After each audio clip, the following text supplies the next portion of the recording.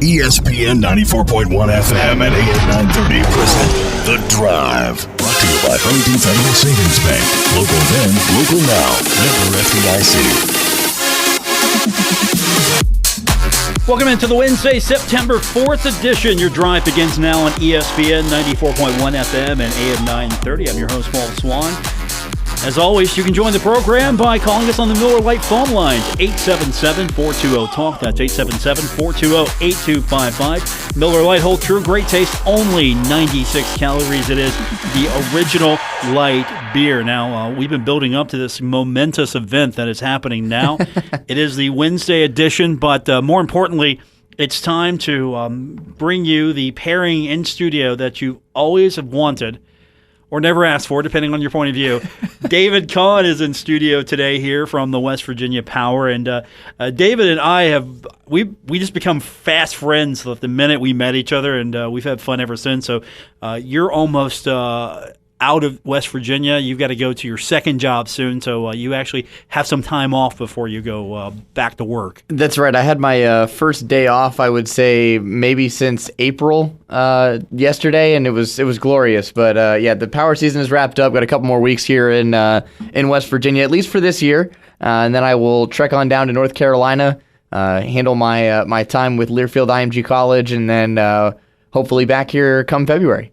So David's going to spend the entire day with us here in the studio, which consists of 1 hour. So that's the entire day. But you made the Huntington trip. You've actually made a day of it in Huntington because, well, we have fast food options you don't in the capital city. That is correct. Yeah, I'm actually most looking forward to trying DP dough, which a couple of my friends who went to Ohio University have talked up immensely. And I was texting them when I got here saying, what do I get? And they just said everything. It was very unhelpful. So they just, my friend called me and said, go look at the menu and pick something you like. I said, all right. So that's what I'm going to do. That's what I'm going to get after the show. And I'm very excited to try it. I've heard it's very good. Okay. So you're going to take advantage of some of the college cuisine here in the college city.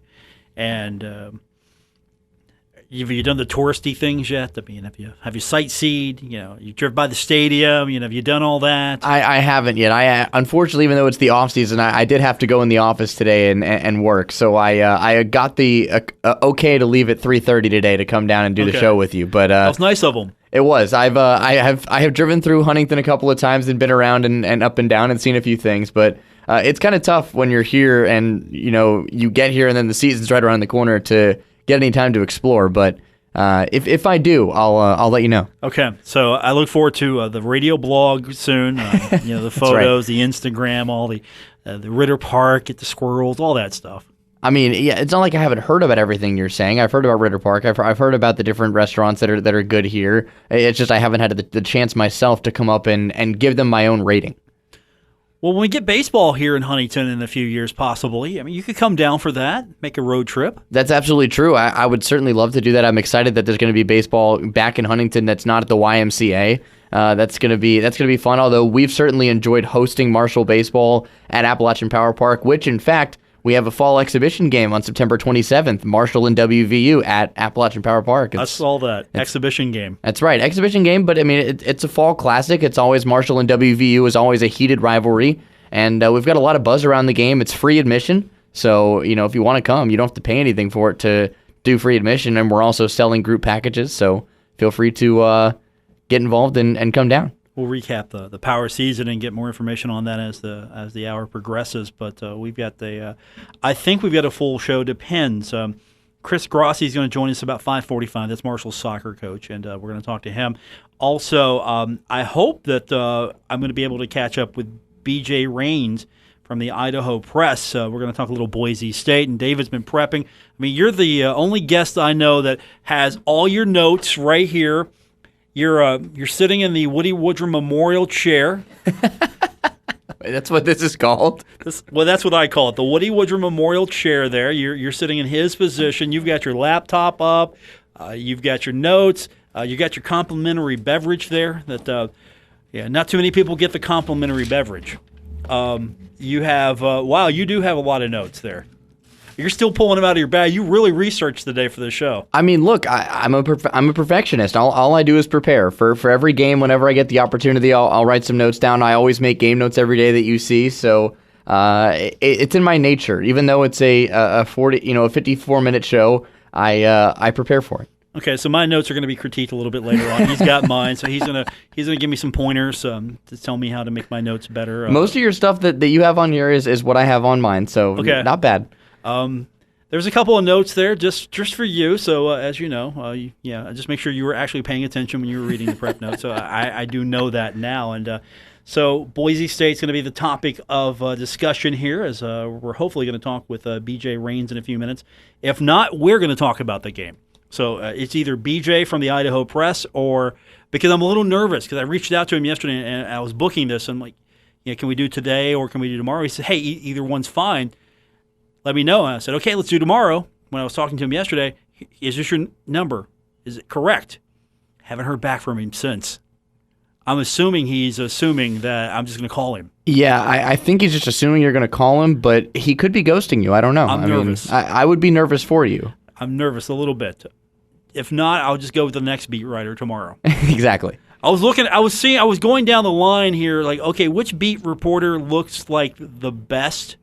No, I think you picked the right one. Like I would have criticized your choice if I could have, but I think you picked the right guy. I was going through the Idaho Free Press and just kind of looking through the different guys. It looks like you have the right guy online. Now, if you actually get him on the line, is a different story. Yeah, but I think you have the right guest lined up. Okay, I think I've got the right guy as well. So we're going to try to get him here in a minute. I know Coach is going to call me later on. He's calling the program, so well, that makes it easier on you. Yes.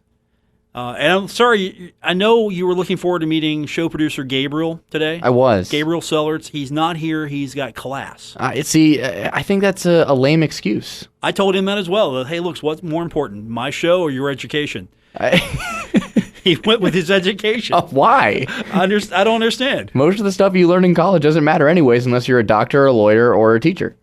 He's actually going to probably get a smart people's job. Oh, really? I think he's in forensics. Oh, that matters too. Yeah, anything in the sciences you should probably go to school for. I think he's doing like a real job. Why? I mean, who wants to do that? Money? Okay, that's fair. I think that's the reason. Money. Yeah, but we get to talk about sports every day. All day. That's all we do. Is your paycheck worth it? Sure, for now. Okay, I'm 25. But you're working 15 jobs. You're on 500 broadcast. That's okay. I want to be on 700. Okay, well, it works for you. Now I'm at 501. 501, yeah. Wait a minute. You're expecting pay today? Was that not discussed? No, that's not in the contract. I did bring you Reese's, but that was just a friend. I thought the paycheck was in the mail. I got your Rockstar. But I told you I don't even like Rockstars. I'm drinking it as a friendly gesture to you. I mean, do you want me to walk across the street and get your beverage and you can talk to BJ here in a few? No. I mean, I can walk across the street. You could walk over. You could walk between our studios and hand me my payment. Well, David, it's been nice talking to you. BJ Rains is going to join us from the Idaho Press when we get to this will be all day, every day for us. Yeah, 100%. If we actually hosted the show together every single day, we would never get no one would ever be able to call in because we wouldn't stop talking. No, it would just be us. Yeah, exactly. That's okay. And then everyone would turn it off. No, that's you're wrong there. Well, no, everyone here would keep it on because they've been waiting to hear this for forever. Okay, fair. Yeah. That's very fair. It would be playing throughout the building on repeat. Like, they would be looped throughout the entire day. Like, yesterday's show, you'd come in at 9 a.m. and you'd hear Swann and Kahn from the day before, just on repeat over and over and over again. Did you just meet the coworkers I introduced you to? Did you meet these people? Yes. No, that's not going to be on repeat. No, I think it would be. Okay. All right. We'll find out. It's just the extra advantage that you get from having a savvy co-host. We're going to find out when we come back from break. We're also going to find out if I've got the guest book correctly. BJ Rains, Idaho Press, when we continue with today's edition of The Drive here on ESPN 94.1 FM and AM 930.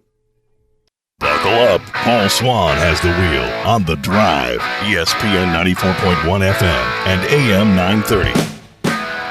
This hour presented by Huntington Federal Savings Bank. Paul Swann and we've got in-studio guest host today, David Kahn, with us from the West Virginia Power on today's edition on ESPN 94.1 FM and AM 930. And David, we're going to go a little bit out of your comfort zone. We're going to talk Marshall, Boise State football. It's a little bit out of your comfort zone. I mean, a little bit because I don't study those teams every day, but I've been in West Virginia for 2 years. I mean, Marshall's become a part of my breeding ground. I got you. Okay, you're the baseball guy, Charleston. Right. All right, let's get an expert on to help us get ready for this one. We've got BJ Rains joining us from the Idaho Press, and he's with us now on the program. Hey, BJ, thanks for joining us for a few minutes to talk this game up. Hey, no problem, guys. Thanks for having me on. It's exciting. For sure for a lot of fans in Huntington, a chance to play Boise State. For older fans like myself, I remember that first time Marshall met Boise State, and that game had a huge impact, I think, on that Boise State program getting to that championship game, and things have just taken off since. So really now this is a game that's a measuring stick for Marshall. At least that's how some of the players are going after it this week. Yeah, kind of funny because it's exactly how Boise State was feeling last week playing Florida State. So kind of hearing the same things. And so, yeah, it's certainly, home opener, so Boise State's going to be excited, and certainly a quality opponent like Marshall, I think, is going to, the fact that it's, another team that's regularly wins 8, 9, 10 games, I think, they know Marshall, they got their attention, and they're not, looking past this game or anything, but, yeah, that game in, 20 years ago or whenever it was, 94, certainly, had an effect on Boise State's program. We talked to people here, and they talk about going out there for that championship game the next week and seeing the facilities and the skybox and things like that, and really kind of helped with the arms race and to get the facilities going updated at Boise State. So, yeah, a lot of storylines for this one, and that's certainly one of them. But I think Boise State's just excited to be playing at home, and they're hoping to have a big crowd, and it should be a fun game. Now, obviously, Coach, last week the play of your freshman quarterback Bachmeier was obviously a key storyline in the win over Florida State. Just kind of talk about what you saw from him and how he was able to fuel that comeback over the Seminoles.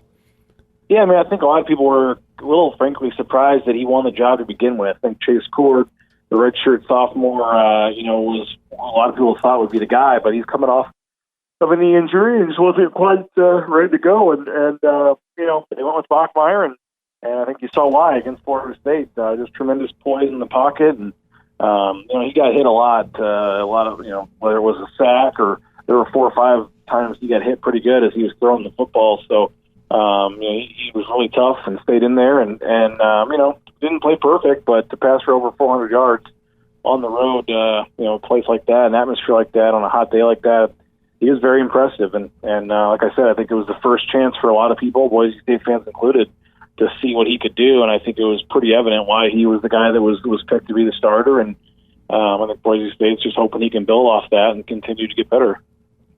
When talking to some of the players a couple of days ago, BJ, I asked Levi Brown, Marshall center, what he saw, and all he could talk about was the fact that hats off to the conditioning and strength coaches there at Boise, because just the way it looked like they didn't fade at all. Florida State faded. I know that's sort of been a couple of the things that have come out post-game coverage of this, but really this team looked like they were still pretty strong in that fourth quarter, and Florida State just looked like they were gassed.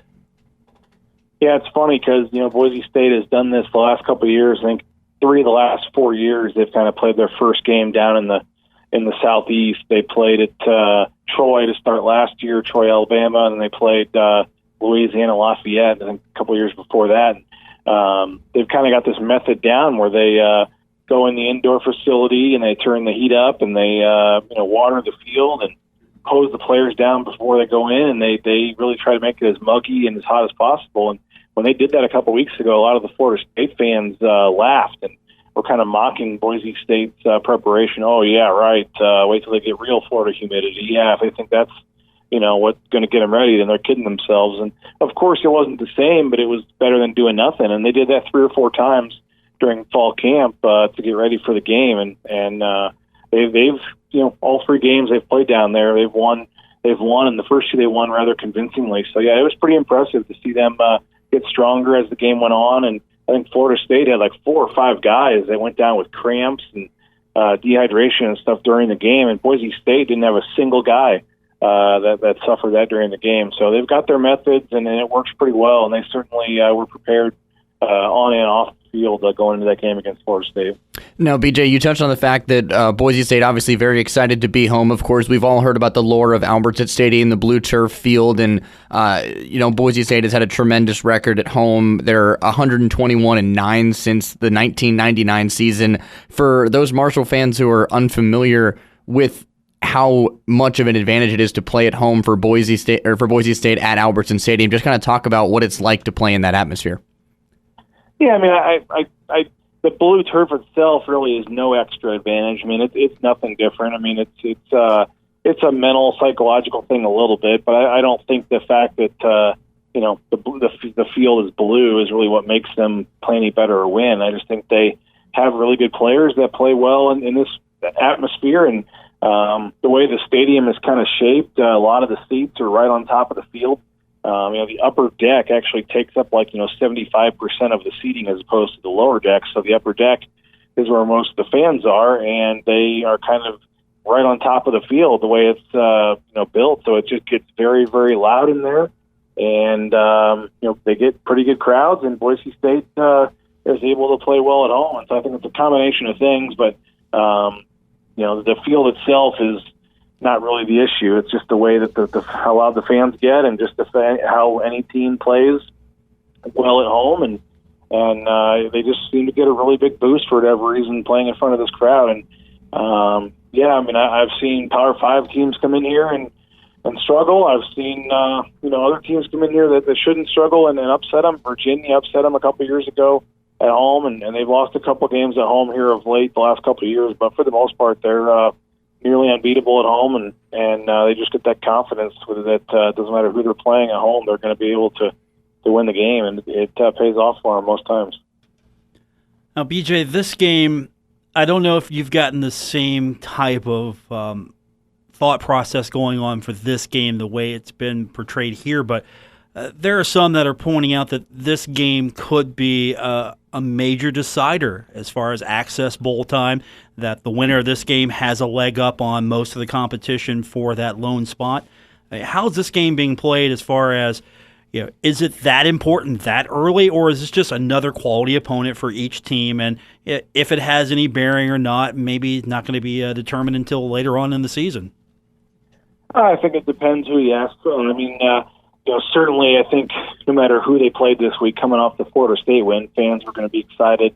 And it was obviously, not going to be as big of a game as last week, no matter who they played. So I think some people, just see that it's a home game and expect them to win big, and maybe that'll happen. But I think a lot of people look at it and say, yeah, there's only, at the end of the year, there's only 5 teams that are eligible for the Cotton Bowl. The 5 teams that win their conference from the group of 5 conferences, and I think that a lot of people do see that Marshall is one of the teams very capable of winning their conference and being one of those 5 teams. And at the end of the day, it'd be hard for Boise State to lose this game and still finish higher than Marshall if Marshall were to win this game and have a good season. So I certainly think in terms of setting themselves up, I think ultimately that most people probably see Central Florida as the chief competitor for the group of 5 spot right now, but this is a game they have to win. It'd be very tough for them to lose this game and still be in prime position for that, especially if they end up getting,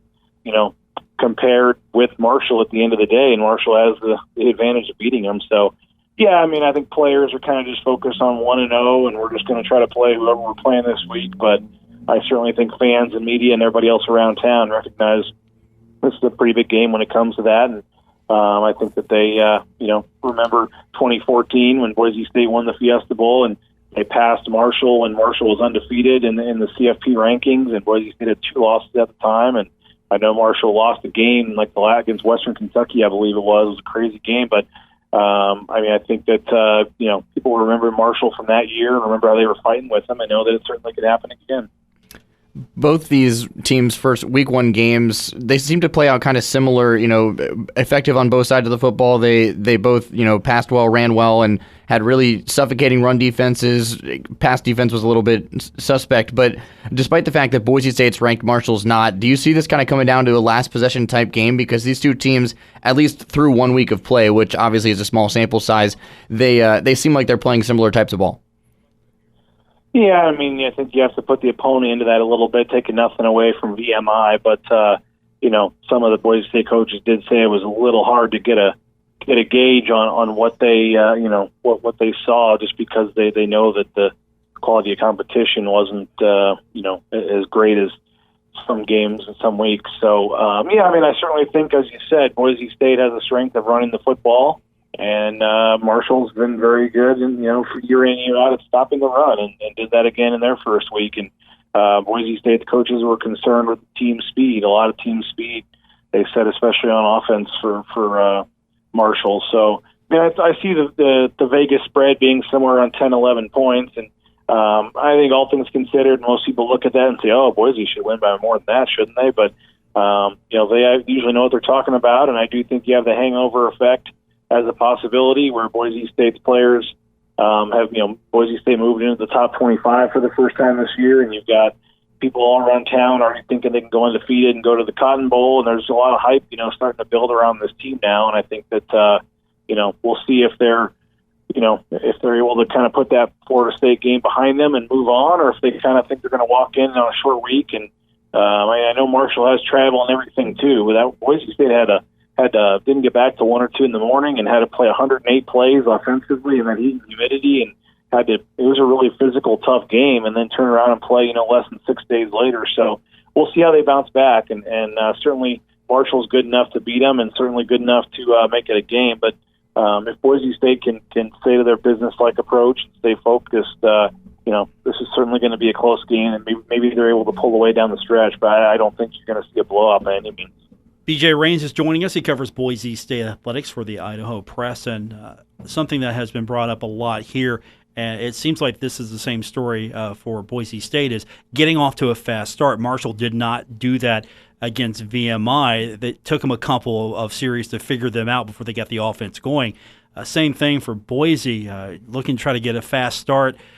It was a fierce comeback for sure, but you'd like to maybe avoid that situation if possible. Both teams would like to be the team on top, not having to worry about trying to come back from behind. Yeah, I think it mostly with Boise State goes to their defense. The offense actually moved the ball pretty well. They ended up having a little bit of issues in the red zone. They had a couple drives that stalled because of turnovers, but even from the opening possession of the game, Boise State was moving the ball offensively, and then just fumbled one away, and had to settle for a couple field goals. But I think really they just need to start faster defensively. They can't get into that big of a hole and expect to come back out of it. So talking to the defensive coordinator and a couple players this week, they're just really focused on trying to play better defensively, and then not have to make wait a half to make the adjustments. They need to. They gave it. Florida State pretty much did whatever it wanted in the first half, 358 yards of offense. And so they've got to, buckle down faster and make their adjustments faster, and not, take a miracle comeback to win the game in the second half. They're hoping to. Everyone in Boise is talking about how great the second half was. They only allowed, 68 yards of offense and 4 first downs and no points, but the players and coaches are all focused on the first half, where they gave up 31 points, 358 yards. So. I think that they feel like there's a lot of improvement to be made, and they need to start faster and really kind of find their groove and make their adjustments much faster than they did last week. With defensive stops being possibly the key to this game and who wins, which player or which unit even on Boise State's defensive side do you think that Marshall needs to prepare for the most? Well, it kind of just depends which way you want to go. You could find a reason to give every answer there. Boise State's defensive line probably has the most depth and the most talent. Curtis Weaver, number 99, is a potential first-round draft pick next year.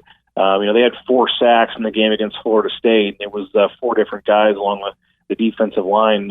Curtis Weaver, Chase Hatada, the other defensive end spot, had a sack, and then a couple guys on the interior. So they can roll 2-3 deep on the defensive line and feel pretty good. They did have an injury in their secondary safety, DeAndre Pierce. I don't know his status for Saturday's game, but he was the starting safety that went down in the first quarter.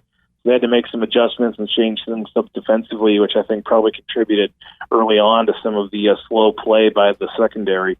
But with a whole week to prepare for some of those guys and the game experience for a guy like Tyreek Jones, who came in and replaced them, secondary is probably going to be improved. But I would say their weakest spot on defense is linebacker. They just don't have a ton of depth at linebacker, but they feel really strong about that group up front. And when you're throwing multiple potential NFL players on the defensive line, there's not going to be a lot of offensive lines that can handle them. And Florida State certainly has had problems on the offensive line, but they couldn't keep up with Boise State for sure. BJ Rains, our guest. He covers Boise State for the Idaho Press. BJ, thanks for spending some time with us. Looking forward to this one. Friday night game. I know Doc Holliday loves playing on ESPN on Friday night, and I'm sure your folks are going to be real excited as well. Definitely, yeah. They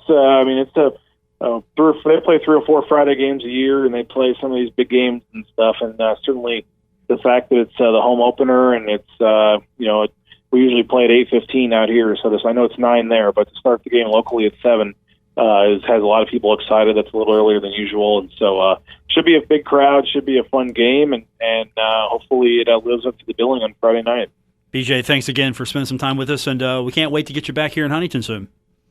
Looking forward to it. That's going to be one of my favorite trips already circled on the road for next year. So looking forward to it, and hopefully we can do this again. Thanks, guys. Thank you, sir. Appreciate it. That's BJ Rains. He covers Boise State athletics for the Idaho Press. And David, to your point, that front seven, Boise State. When I was talking to Levi Brown earlier this week, that was one of the questions I was asked about him. Hey, just talk about that. What stands out. Here's what he had to say. They've got the most active hands out of any D-line I've seen. I mean, they will, even when you're zone blocking someone on inside zone, they're trying to slap your hands down and have you fall on your face. I mean, that's how I believe they're so active in the run stop and in the pass stop, because they're not a team that blitz an unreal amount. They don't bring their safety down into the box. They don't do anything extraordinary. They just have really gap-sound defensive linemen who will get your hands down and try and make it impossible for you to latch onto them just because their hands are so active. So apparently they're good. They certainly are, and there's a reason they only allowed 99 yards to a Florida State team that, yes, is not the national championship Florida State team of years past, but it's still an ACC school. It's still a very good program, and the fact that they can hold Florida State's rushing attack to under 100 yards at a game, just goes to show the mental fortitude and the fundamental ability of this Boise State front seven. So you can't count them out. You can't ignore them, as Levi Brown so expertly said. And it's the key is going to be who gets a defensive stop late in the ballgame. That's what I was trying to say to BJ and get his thoughts on, because it seems like both these offenses are really humming early, especially with Marshall's comeback and Boise State's comeback as well. So whichever defense can step up and hold the other one down for a couple of stops late in the fourth quarter is going to win the ballgame. We've got Marshall soccer coach Chris Grassie joining us here in a little bit. We'll continue on with today's edition of The Drive, presented by Huntington Federal Savings Bank on ESPN 94.1 FM and AM 930. This is The Drive with Paul Swann on ESPN 94.1 FM and AM 930, presented by Huntington Federal Savings Bank. David Kahn, our special guest, co-host in studio today from the West Virginia Power. His season wrapping up for the Power. So we'll talk about that here in a moment. I do want to remind you, coming up, we'll hear from Chris Grassie in a few minutes.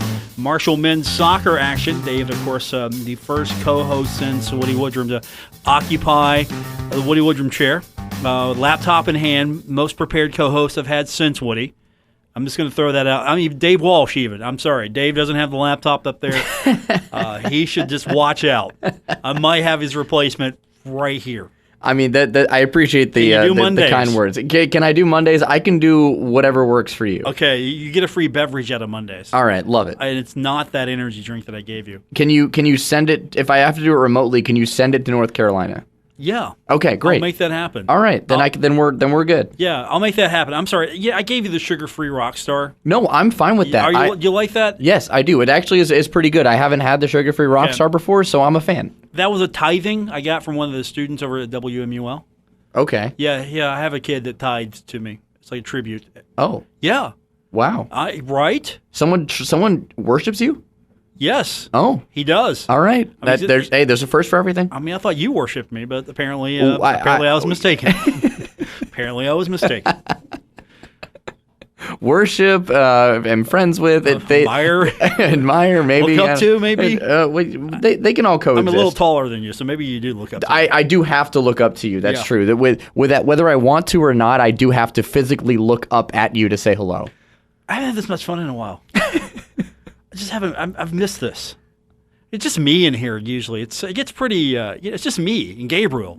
Yeah. And when Gabriel's not here, it's literally just you. It's just me. I mean, how do you do this for 54 minutes, talk to yourself for, I mean, I say this and I do 3-hour broadcasts by myself. Yeah, so. don't talk to me about filling. Man, I admire what you do.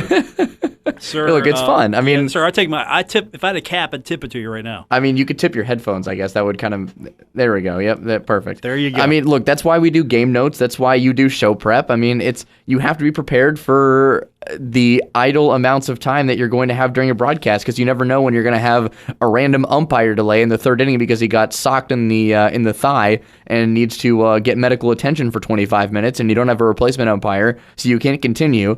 And and then it rains, so you're delayed for 30 more minutes. How much more can I go? I mean, you could stretch. There's 1,000,001 delays that I've seen in baseball. I could do a whole segment on baseball delays that have existed during my time in Charleston / around minor league baseball during my time in minor league baseball. And so some of the reasons would shock you, honestly. Well, in the game notes that I prepared for you, the show game notes here, this segment is called Turning the Power Off, a Year in Review by David Kahn. So briefly, before Chris Grassie joins us on the show, Power Baseball, Year 1, Seattle Mariners affiliate. Go. It was a great year. You know, I think from a record standpoint, it was a letdown of a year because this team was so talented to start. I mean, like ridiculously talented. We had the top 3 Mariners prospects in the system that eventually, as they are now, starting on the Powers roster. Logan Gilbert, Jared Kelenic, and Julio Rodriguez. Now, Logan Gilbert lasted 5 starts. He was gone by May 1st. Jared Kelenic was gone a month and a half into the season. Julio Rodriguez got hurt 8 games into the season and came back in the at the end of the first half. Jared Kelenic and Logan Gilbert were both gone. Even with all of that, the Power started the year with their second best start in team history at 17-7 in April. You look at that start and you go, oh my goodness, this Power team is going to win the whole thing. Well, there's the Delmarva Shorebirds, who became the first 90-win minor league baseball teams in like 7 years. So, tip your cap to them. They probably will win the whole thing in the playoffs, which start tonight. So the Power has been, the year was great from a result standpoint. It was a bit of a letdown, but from the talent that we saw in West Virginia, whether it was guys like Dyson Arias, who really was not a prospect, was not on any kind of map or anything, and now he's one of the most touted relievers in the Mariners system, and he earned a well-deserved promotion to Modesto. You got guys like Steven Moyers and Clay Chandler who were repeating this level at 25 years old. You think, oh, this is it for those guys, and then they come out and have incredible seasons for the Power, and they get promoted. You have a guy like Devin Sweet, a non-drafted free agent who, was just a guy. He was in the bullpen and he was fine. And then you turn him into a starter and he just becomes a ridiculous part of the Power rotation, is one of the best and most consistent starters in Power Power history. He threw the first ever 9-inning shutout for the Power, and or the 9-inning complete game, I should say. And then 2 weeks later, Ryan Inman throws the first ever 9-inning complete game shutout. So a lot of history this year, a lot of guys that you certainly didn't expect would be as good as they were, and they just blossomed in West Virginia. And there's so many stories from this year that I can't fit into a 5-minute window, but it was so fun to have these guys here. This team is one of the most eclectic group of guys that I've ever gotten to know, and just to be able to tell their stories for a full season was tremendous. I'm going to miss all of them tremendously, and I hope I don't see any of them again, because that means they're down at this level, and it's always awkward to say that to a guy when you say goodbye. It says, hey man, great to have you. Really hope I don't see you ever again. And it's one of the worst things to say to someone, but you mean it with the nicest of intentions, because you want them to go far away from here and eventually get up to Seattle, and I think a lot of these guys will. Did you get a group photo before you guys left? So, not really. I mean, I usually just say goodbye. I did get a photo with a couple of the guys. One of my favorites from this year was Brian Paul. And Brian's a great story. He had Tommy John before he got drafted. The Mariners still took him in the 25th round in 2017, but he didn't make his debut until this year because he had a long rehab process. He's a Michigan guy, born in Illinois, but went to the University of Michigan. So obviously you have that line with the College World Series this year. And he's just a tremendous person. And he has a great attitude, a great outlook on life. And I just love talking to him, whether it's about baseball or life or anything in general. Brian Paul was easily one of my favorites of the entire season, and I did get a picture with him because he's just a different breed, and you don't meet a Brian Paul every once in a while. And Brian is going to be an outstanding piece for the Mariners as he continues to move up. I think he certainly has the potential to make the big leagues with his wipeout slider, and I'm looking forward personally to watching Brian Paul be as good as Brian Paul can be, and I want him to make the big leagues. And I told him that when he makes the big leagues, he needs to get me tickets to his first game. All right, when we come back from break, Chris Grassie is going to join us. We're going to talk Marshall men's soccer when we continue with today's edition of The Drive on ESPN 94.1 FM and AM 930. You're listening to The Drive with Paul Swann on ESPN 94.1 FM and AM 930. Welcome back to the Wednesday edition. We've got special guest co-host David Kahn, the voice of the West Virginia Power, among the 500 jobs he does for the 50 broadcast companies he works for, and we'll discuss that here in a minute. And David, I threw you a curveball because I didn't give you show notes. That's okay. David's been prepping the entire time he's been here. We've got now on the program one of my favorite coaches at Marshall, Marshall men's soccer coach Chris Grassie, who is with us, and the Thundering Herd right now enjoying a 1-0-1 mark. That means they haven't lost yet. Tough one against Northern Kentucky. That goes into double overtime. And Coach is now with us here to talk about it. You got to be pretty happy, though, so far. 3-0 first game. You go to a tie in the second one. You're still undefeated, so that's a plus right there, even though I'm sure you would love to have gotten the victory over the Norse. Yeah, definitely. We played down a man. We got a man sent off, which I didn't really think it was a red card. But it was a bit of a soft red card to give, so we played down a man for 102 minutes. So although we didn't get the win, the tie really showed our character and our fight, and the guys were all positive about it, and they sort of respect each other a little bit more now, which is always helpful. And, you know, we have the fight, and you know, in the first game we showed we have the skill and the combination. So I'm quite excited for this year because, you know, balance out the attacking flair and the steel of defense. I think we can go a long way. I'm looking at the schedule, just getting ready for the season here, and the one thing that stands out the most to me is you've got a tough schedule, and you got a lot of home games this season as well. You know, how do you feel this schedule plays in your favor? Because Conference USA is going to be tough as usual. Of course, you've got Kentucky right there towards the end before you get into the postseason to deal with. But you know, looking at the schedule, what do you think it does to get you ready? Because I see some names there, South Carolina as well. Really quality non-conference schedule before you get into conference. Yeah, it's a sort of a really tough schedule. It's kind of the toughest one we've put together yet, and it's starting to go as, you know, you're making phone calls and you're trying to get games, and you know, we'll come to you, you come to us, yours a game.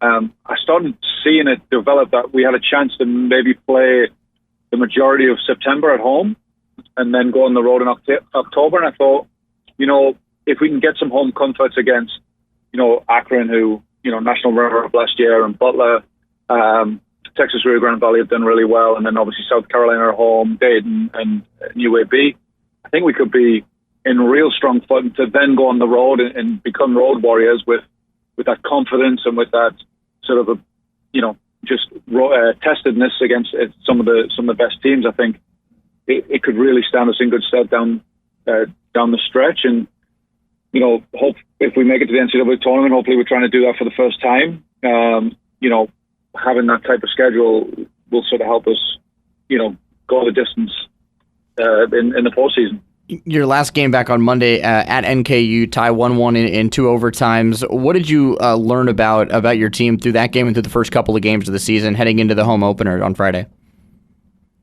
Well, I thought, you know, the first 5-6 minutes of NKU, I thought, yeah, we look really good. We're going to score. We're going to win this game comfortably. You know, more of the same from Friday. You know, we were passing the ball well and creating a couple of chances.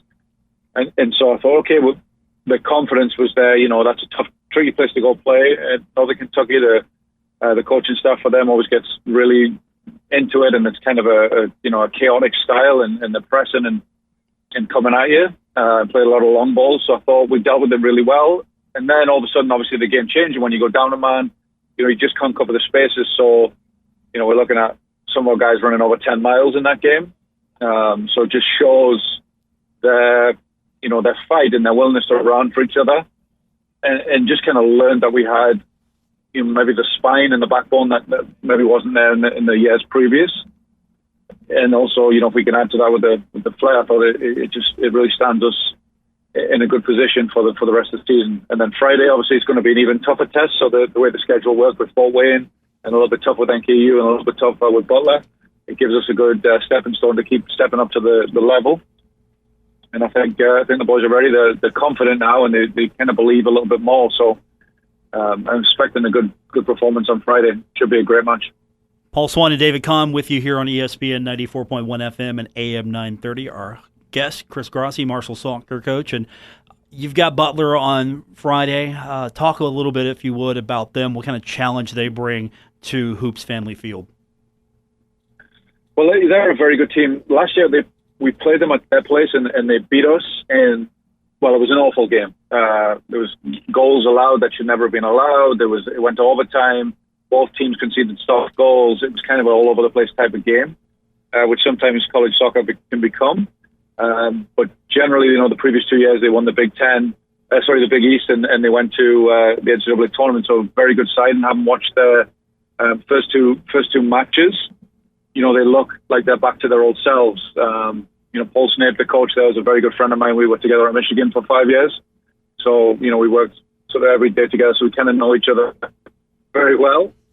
We all the time on the phone. So, he shares his problems, I share mine. So this is kind of a strange game in that regard, just because we get along so well and sort of I help him out with his problems. He helps me out with mine. So we kind of know each other's teams a little bit as well.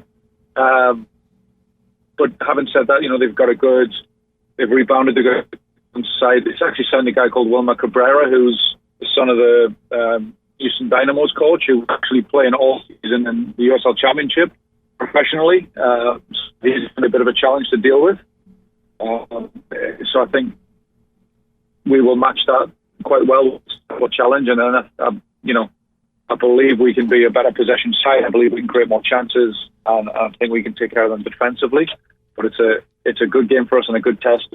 If we want to be champions, we have to beat teams like this, especially at home. So I think it'll be a good marker for us on the season for sure. You've now got 5 straight games at home starting this Friday and rolling through the 21st matchup against Akron. How big is it going to be for your team playing, the caliber of teams that you're going to play at home? How big of an advantage is that going to be for your squad? I think it's going to be a huge advantage. We've come close to having sort of a really, really like fortress at Hoops Family Field.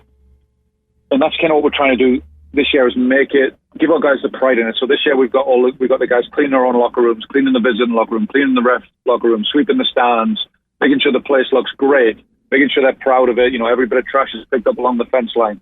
So we have them in different groups taking care of those little tasks, just trying to develop that, that sense of pride in the facility that maybe gives us that extra 1 or 2% that we need, when we're defending it. I think having all those big teams at home, if we can be on the positive side, if we can win, lose, be right up there in sort of the top 30, top 25 teams in the country. So it's a massive opportunity for us to really make a statement nationally. And I feel confident, look at that and think, hey, we can win this game, or we should win this game. So hopefully, a few little changes, and obviously the new talent that we brought in this year, combined with a little bit of home pride, would be, hopefully it does the trick. And we'll find out on Friday where, how far we have to go as a team. I know other programs do that as well, but it's just amazing that you've brought that here, and it truly is installing a sense of pride. This is their home for several years, and you expect them to treat it as such. So little things like that, making sure the fence line's clean. I mean, you wouldn't think that would be a big deal, but it really is the way it does instill some pride in these young men. Yeah, for sure. And we've got to sort of, if we're going to be successful, we have to have a we culture, not a me culture. So I think it's this, it's just one step along that road. And we get on guys as well. They want to leave and get about their day. And, obviously if they got class, they can run off to class. That's not a problem. But, members of their group have got to take care of it, and then they've got to come back and do their share. I really do feel, you should feel pride about the facility. And it's a beautiful facility, and we're so thankful that we have it. We just got to look after it. And then also we want to have big crowds, and we want to have, sort of a winning culture at home. And so, having pride in your facility, winning games at home, then you get a bigger crowd, and then it becomes this sort of flywheel that just continues to support itself. over and over again. We get better crowds. We have more to clean up. We take more pride in the facility. We win more games, and on and on and on. So, there's a bit of hopefully it's the little tipping point of that psychology that gets us over the hump and makes us that championship, that NCAA team, that top 50 team in the country. Coach, good luck coming up Friday at Hoops Family Field, taking on Butler, and then right back at it on Tuesday against ETSU. Let's hope for a Herd win, Coach, and we'll get you back on soon to talk about the next one. Thank you. Have a good night. Thank you, sir. Coach Chris Grassie joining us on the program as they take on Butler Friday. If you don't have a high school football game to go to on a Friday night, here it is. It is Marshall and Butler. And definitely if you can't go Friday, you got Tuesday at 7 o'clock. What are you doing on Tuesday? ETSU, go. This would be football, though, right? Not football? It is soccer in this country. I'm aware, but it is called football elsewhere. It is, but in this country, we adhere to the name given. I like only one soccer, Marshall soccer. That's true. Yeah, me too. That's it. Marshall. Yeah, I'll acquire Marshall as my favorite college soccer team. Yeah, Marshall is my favorite. Okay, I will like Marshall soccer as my college team to the day until the day I stop breathing. Marshall soccer. I will always support them. I will watch their matches. I will root for them because I'm not a soccer guy. Yeah. But that's my team. And then sort of, kind of, because I love Cincinnati, FC Cincinnati, even though they're terrible right now. I mean, look, I'm from Orlando, and we have the Orlando City Lions, and I don't pay a lick of attention to them, so I understand. I understand, but I figure, I was hopeful that the FC Cincinnati squad would actually win, and there will be some Did win. they not? I don't know. They're okay. Okay. No. They're starting out. They're a new team to MLS. Oh, okay. Well, all I know about Orlando City is they have a B team, which means they must not be that good. Or that might be the minor leagues of soccer. Yeah. I don't really know. There are teams that what it have is? B teams. Okay, yeah. so okay. Because there are multiple professional leagues. Oh, okay. Yeah, so there are B teams. Got it. All right, so it's the minor league of soccer. I get it. Yes, MLS is the major league. Well, thank you, Major League Soccer. I can put that one together. I'm just making sure. Okay. I mean, soccer's not my forte. I prefer football to football. I prefer football only when it's Marshall. And you know what else I prefer? I prefer hockey. Really? Well, I knew that. Yeah, you knew that. Yeah, but baseball's better. So. Maybe. No. No? Hockey's nope. better. All right. Baseball, hockey, you decide. I will. We're out of time. We'll do this again soon. Good night, everyone. WRBC Huntington, W227BS Huntington, your flagship home of the Marshall Thundering Herd and The Drive with Paul Swann, ESPN 94.1 FM and AM 930.